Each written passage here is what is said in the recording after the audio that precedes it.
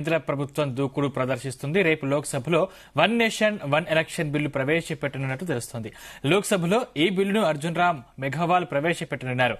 ఈ బిల్లు ఆమోదానికి 361 మంది ఎంపీల మద్దతు కావాల్సి ఉంది. ఎన్డీఏకు 293 మంది ఎంపీల మద్దతు ఉంది. ఎన్డీఏ కూటమికి 235 మంది ఎంపీలు ఉన్నారు.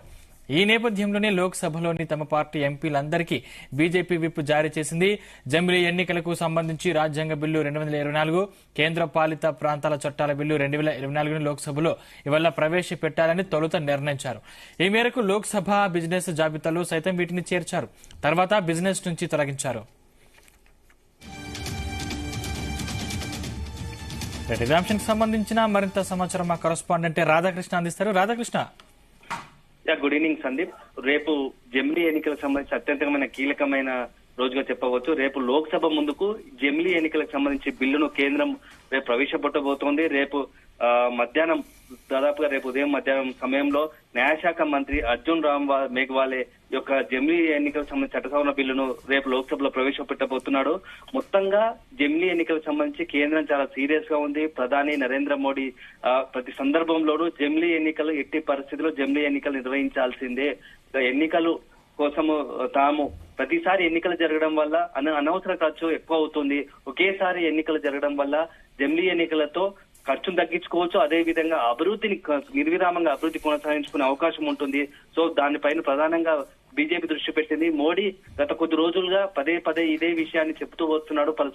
పలు సమావేశాలు కావచ్చు, పబ్లిక్ మీటింగ్ లో కావచ్చు, జమిలీ ఎన్నికలు దేశ అభివృద్ధికి ఒక మంచి నిలుస్తుంది, మంచి చిహ్నంగా నిలుస్తుందని చెప్పేసి మోడీ చెప్పుకోవచ్చారు. ఈ నేపథ్యంలో మోడీ వ్యాఖ్యల్లో భాగంగానే రేపు లోక్సభలోకి ఈ జమిలీ ఎన్నికల బిల్లును ప్రవేశపెట్టబోతా ఉంది. ఎందుకంటే గత వారమే ఈ కేంద్ర కేబినెట్ జమిలీ ఎన్నికలకు సంబంధించి బిల్లును ఆమోదం తెలిపింది.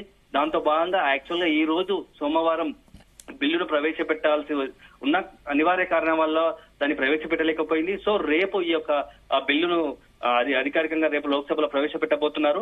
ఈ నేపథ్యంలో దీనికి చాలా ఆసక్తికరంగా నిలుస్తుంది. ఎందుకంటే ప్రస్తుతం లోక్సభలో కేవలం ఎన్డీఏకు 293 మంది సభ్యుల మాత్రం బలం ఉంది. అంటే దీనికి బిల్లును ఆమోదించడానికి కనీసం మినిమం 360 మంది సభ్యులు అవసరం ఉండాలి. కానీ దీనికి ఇప్పుడు ప్రస్తుతానికి చూస్తుంటే మాత్రం ఎన్డీఏకు 293 మంది సభ్యులే ఉన్నారు. ఈ నేపథ్యంలో ఎట్లా అంటే కేంద్రం ఎలాంటి చర్యలు తీసుకోబోతుంది, ఎలాంటి అడుగులు వేయబోతుందని చాలా ఆసక్తిగా మారింది రాజకీయంగా. ఎందుకంటే కొన్ని పార్టీలు, ఎన్డీఏ కూటమిలోని కొన్ని పార్టీలు కూడా ఈ జమిలీ ఎన్నికలకు సంబంధించి కొన్ని ఇంటర్నల్ గా స్వాగతిస్తున్నట్టుగా తెలుస్తోంది. ఈ నేపథ్యంలోనే కేంద్రం చాలా కాన్ఫిడెంట్ గా, ఒక నమ్మకంగా ఈ బిల్లును ప్రవేశపెట్టినగా తెలుస్తోంది.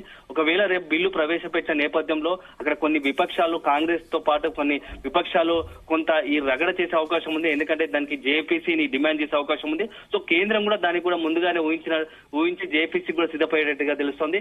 మొత్తానికి జమిలీ ఎన్నికల బిల్లుకు సంబంధించి, జమిలీ ఎన్నికలకు సంబంధించి రేపు చాలా కీలక పరిణామంగా చెప్పవచ్చు. దేశవ్యాప్తంగా అందరూ ఉత్కంఠగా చూస్తున్న ఈ జమిలీ ఎన్నికలకు సంబంధించి రేపు కేంద్రం బిల్లును ప్రవేశపెట్టబోతోంది. అయితే గత కొద్ది రోజులుగా చూసుకుంటే జమిలీ ఎన్నికలపైన దేశవ్యాప్తంగా సర్వత్రంగా చర్చ జరుగుతోంది. జమిలీ ఎన్నికలు ఎలా ఉండబోతాయి, జమిలీ ఎన్నికలు జరిగితే ఏంది ప్రయోజనము, ఎలాంటి నష్టాలు, లాభ నష్టాలు ఉంటాయని చెప్పేసి ఇప్పటికే మేధావులతో పాటు సాధారణ జనాల్లో కూడా పెద్ద ఎత్తున చర్చ ఉంది. ఈ జమిలీ ఎన్నికల వల్ల ఉండగూరే ప్రయోజనాలు ఏంటివి, ఒకవేళ ఎన్నికలు నిర్వహిస్తే లాభ నష్టాలు ఏంటి అంచనా కూడా ఇటు కింది స్థాయి నుంచి, సాధారణ జనం నుంచి కూడా మేధావి వర్గం వరకు పెద్ద ఎత్తున దీనిపై చర్చోపచర్చలు జరుగుతున్నాయి. ఈ నేపథ్యంలో రేపు బిల్లు కేంద్రం ముందు, అంటే లోక్సభ ముందుకు రాబోతోంది. సో ఈ నేపథ్యంలో మోడీ చాలా సీరియస్ గా ఈసారి నెక్స్ట్ జరిగే ఎన్నికలు ఎట్టి పరిస్థితుల్లో జమిలీ ఎన్నికలే అయ్యేలా ఉండాలి అనే ఒక ప్రణాళిక బద్దంగా పోతున్నట్టుగా తెలుస్తోంది.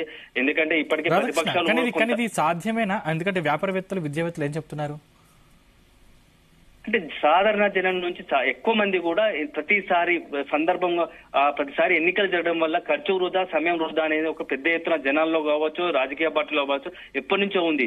సో మోడీ తీసుకున్న నిర్ణయం సరేదే అని చెప్పి మెజార్టీ ప్రజలు జమిలీ ఎన్నికలకు సమర్థిస్తున్నారు. కొన్ని రాజకీయ పక్షాలు మాత్రం దాంట్లో జమిలీ ఎన్నికల నిర్వహణ పైన, అంటే సాధ్య అసాధ్యాలపైనే కొంత చర్చ జరుగుతుంది మేధావి వర్గాల నుంచి కూడా. ఎందుకంటే మన దేశంలో ప్రజాస్వామ్య కలిగిన దేశం, అందుకే పెద్ద ఎత్తున జనాభా కలిగిన దేశం. ఇంత పెద్ద స్థాయిలో ఎన్నికలు ఒకేసారి నిర్వహించాలన్నప్పుడు దానికి అనుగుణంగా యంత్రాంగం ఉండాలి. అందుకని కేవలం ఈవీఎంలతో ఆపరేట్ చేసేది. సో దానికి సంబంధించిన వ్యవస్థ ఉండాలి, పెద్ద వ్యవస్థ ఉండాలి.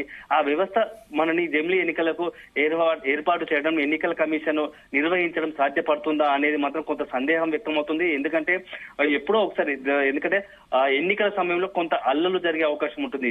ఈ అల్లల సంబంధించి ఇంత ముందుకు ఏంటంటే గతంలో ఏదైనా ఒక ఎన్నికల్లో ఒక పలానా రాష్ట్రంలో ఎన్నికలు జరిగితే దానికి సంబంధించి కొంత ఎన్నికల సంఘం ప్రత్యేకంగా కొంత పోలీస్ బలగాలను ఏర్పాటు చేసే అవకాశం ఉంటుంది. కానీ ఇప్పుడు దేశవ్యాప్తంగా ఒకేసారి ఎన్నికలు జరగాలనుకున్నప్పుడు ఈ అల్లలుగిన జరిగే అవకాశాలు ఉంటాయి. అట్లాంటి కొన్ని సమస్యాత్మక ప్రాంతాలు ఉంటే అక్కడ బలగాలను కావచ్చు ఎట్లా ఏర్పాటు చేస్తారు, ఎందుకంటే ఒకే సమయంలో అంటున్నారు కాబట్టి కొన్ని చోట్ల ఇట్లాంటి ఘర్షణ జరిగే అవకాశం ఉంటుంది. అప్పుడు ఏంది పరిస్థితి అని చెప్పేసి కొంతమంది ఇటు పోలీసు రిటైర్డ్ పోలీస్ అధికారులు కావచ్చు, అదే విధంగా మాజీ ఎన్నికల అధికారులు కొంత అనుమానాలు తలెస్తున్నాయి. అదే సందర్భంలో మరికొంతమంది మాత్రం ఇది మంచి నిర్ణయమే, ఇప్పుడు ప్రస్తుతం ఉన్నట్టు వాటికి కొంత మాడిఫై చేసి మంచి అంటే భద్రతా సిబ్బందిని ఏర్పాటు చేసుకుని, ఎందుకంటే భవిష్యత్తులో ఇప్పుడు జమిలీ ఎన్నికలను వస్తే సాధారణంగా జరిగే చర్చ ఏంటంటే 2027, 28, 29 ఈ 3 సంవత్సరాల కాలంలో ఎప్పుడో ఒకసారి ఎన్నికలు జరిగే అవకాశం ఉందని చర్చ జరుగుతున్న నేపథ్యంలో ఇప్పటి నుంచే జమిలీ ఎన్నికలకు సంబంధించి ఒకవేళ బిల్లు ఆమోదం పొంది కేంద్రం పూర్తి స్థాయిలో జమిలీ ఎన్నికలు నిర్వహించుకుంటే పెద్ద విషయం కాదు. ఎన్నికల